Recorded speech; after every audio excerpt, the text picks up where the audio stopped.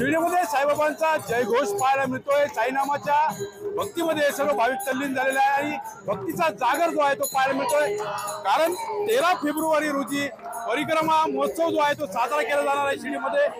शिर्डीमध्ये साईबाबांनी ज्या पद्धतीने वास्तव्य केलं त्याच पार्श्वभूमीवर हे परिक्रमा महोत्सवाचं आयोजन करण्यात आलं। त्याच्या अगोदर हे अश्वांचं उभं रिंगण जे आहे ते आज पार पडलेलं आहे। कोरेगाव येथून आलेली जी साईबाबांची पालखी आहे त्या पालखी भोवती अश्वांचं रिंगण पार पडलं। त्यानंतर महिलांनी फुगडी खेळत त्यासोबत साईनामांचा गजर करत या उत्सवामध्ये सहभाग घेतलेला आहे आणि मोठ्या संख्येनं भाविक देखील या उत्सवामध्ये सहभागी झालेले आहेत। या अश्वांच्या उभा रिंगण सोहळ्याच्या वेळी एक वातावरण जे होतं ते उत्साही वातावरण आणि प्रसन्न वातावरण जे आहे ते शिर्डीमध्ये दिसून येत आहे।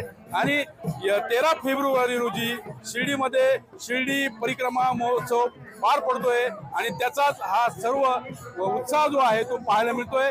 दरवर्षी या परिक्रमा महोत्सवाचं आयोजन करण्यात येतं, त्यामुळं असंख्य भाविक जे आहेत ते शिर्डीमध्ये यापूर्वी दाखल होत असतात आणि जो सोहळा आहे असा दैदिप्यमान सोहळा जो आहे तो शिर्डीमध्ये दरवर्षी पाहायला मिळतो। साईबाबांचा ठिकठिकाणी जयघोष आहे, त्यांच्या नामाचा जागर केला जातोय आणि मोठ्या संख्येने जे वारकरी आहेत ते देखील सहभागी झालेले आहेत। त्यासोबत पारंपरिक आपण जे बघितलं भजन कीर्तन त्यात या तालावर तल्लीन होऊन सगळे जे भाविक आहेत ते या अश्वरिंगण सोहळ्यामध्ये सहभागी झाल्याचं पाहायला मिळतंय। मनोज गाडेकर, TV9 मराठी, शिर्डी, अहिल्यानगर।